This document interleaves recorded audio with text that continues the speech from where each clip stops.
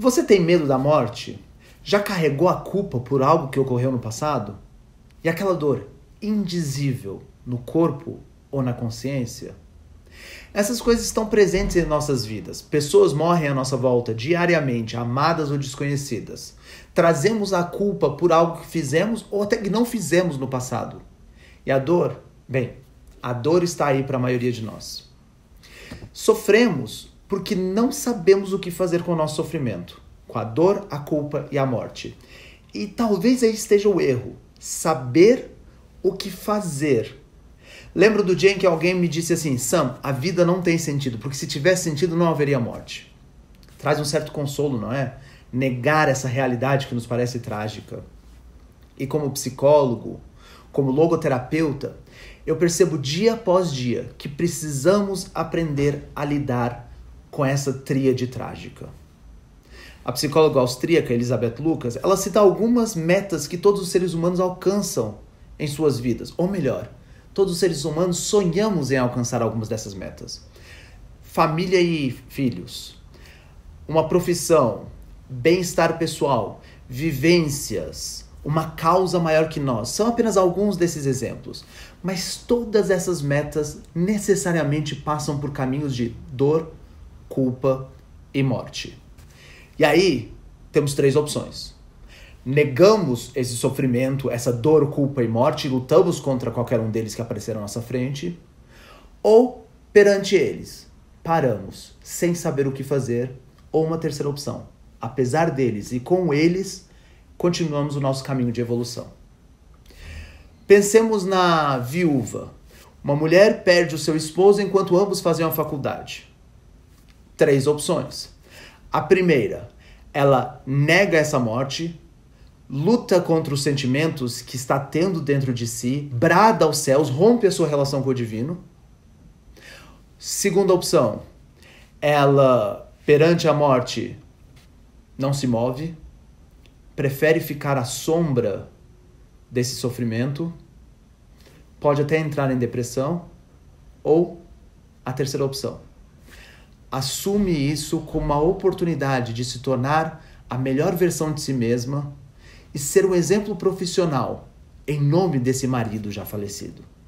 Qual das 3 você prefere? E será que algumas dessas 3 exclui a outra? Vimos isso no século passado. O prisioneiro 119.104 foi preso e levado a campos de concentração nazista por ser judeu. E lá ele experimentou a dor do frio e das condições físicas. Uma possível culpa por ter sobrevivido enquanto outros não. E a morte, a derradeira morte, ceifando a vida de seu irmão, seu pai, sua mãe e sua esposa. Ele tinha todo o direito de sofrer. E enquanto nos campos ele viu a realidade nua e crua daquilo que confirmava sua tese de antes, ele percebeu que ele poderia revolucionar o mundo aqui fora e escreveu tratados que até hoje nos fazem entender de forma diferente aquilo que ele chamou de tríade trágica, a dor, a culpa e a morte. Esse nosso prisioneiro, Viktor Frankl, ele percebeu que se há uma tríade trágica, há também a oportunidade de desenvolvermos dentro ou apesar dessa tríade trágica, o que ele também chamou de o otimismo trágico. Então me acompanhe. Há 2 opções sempre. Eu posso encarar a dor como algo que me limita, ou então algo que me permite saborear as vitórias da vida. A culpa é por algo que aconteceu de errado no passado, ou uma oportunidade de me responsabilizar proativamente pelo meu futuro? E a morte? Uma finitude que me prova que a vida é efêmera e sem sentido? Ou a finitude que me faz valorizar cada instante em gratidão e em solidariedade para aqueles que me acompanham, e talvez até aqueles que eu não conheça? Ler Viktor Frankl foi transformador em minha vida. Foi compreender que, ao contrário do que eu tinha ouvido antes, a vida tem sentido justamente por existir morte e culpa e dor. Pessoalmente, eu sempre achei confortável pensarmos no sofrimento desde uma perspectiva racional. Mas a racionalidade falha quando falamos da nossa essência. E Frankl me trouxe isso, a simplicidade mais profunda. Com Frankl, eu compreendi que todos os instantes da minha vida têm um valor e um sentido, mesmo aqueles que eu acho os piores. E essa é uma mudança de paradigma tremenda. Não é mais por que estou sofrendo enquanto estou sofrendo.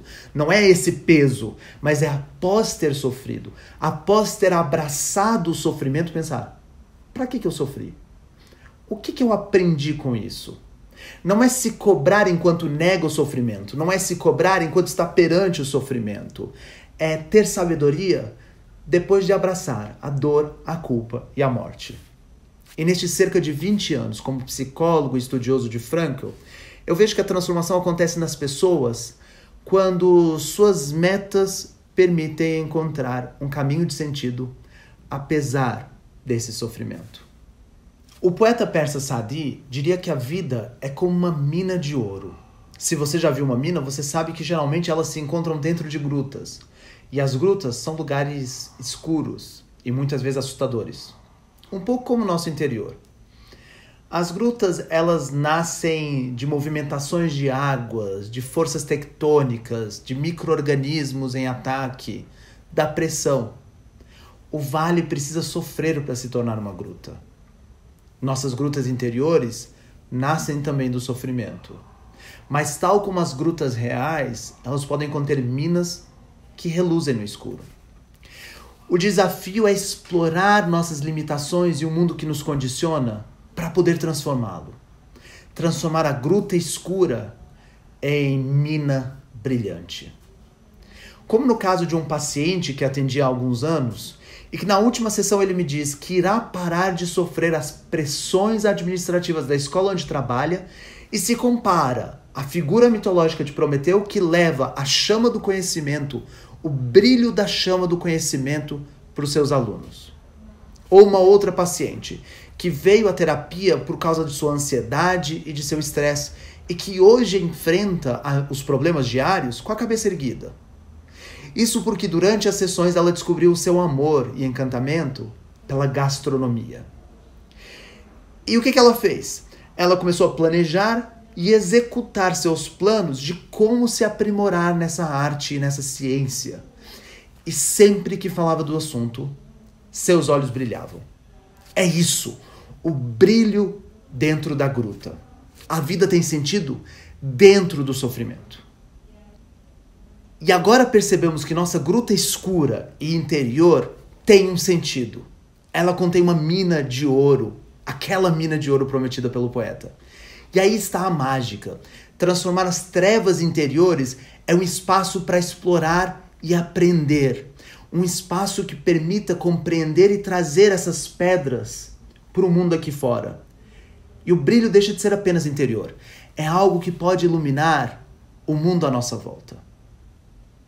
E as pesquisas demonstram que há 3 formas de encontrar esse brilho. Usando nossos talentos e a nossa criatividade por uma causa maior que nós, nos abrindo ao amor e o belo que o mundo tem para nos oferecer, ou no sofrimento que existe no mundo e enfrentando esse sofrimento com a cabeça erguida. Viktor Frankl conta a história de um jovem persa que sai para o mercado para fazer suas compras. E durante essas compras, ele encontra quem mais, quem menos do que a própria morte, olhando para ele, atentamente observando cada um de seus passos e gestos. Assustado, esse jovem larga tudo, volta para casa e comenta com seu amo o que havia acabado de acontecer. O amo diz, pega o corcel mais rápido e vai a Teherã. Vai para a capital do império e se esconde da morte. Insatisfeito com isso, o amo vai para o mercado e procura a morte e pede satisfações à morte. E ao encontrá-la, a morte responde ao seu questionamento. É que ele estava na minha lista, mas para hoje à noite em Teherã. Então, da próxima vez que você estiver perante uma grande dor, uma culpa pesada, ou até o assombro da morte aparecer, não fuja delas. Se você estiver perante a tríade trágica, sofra, mas não sofra eternamente. Transforme-a em tríade mágica que pode transformar a sua vida. Abrace-a e com ela entre nas próximas grutas. Em outras palavras, precisamos descobrir o caminho certo nas profundezas. E quando delas sairmos, traremos conosco as pedras mais reluzentes. E perceberemos que, na verdade, essas pedras que brilham sempre estiveram em nós. Precisamos aprender a transformar o trágico em mágico. Muito obrigado.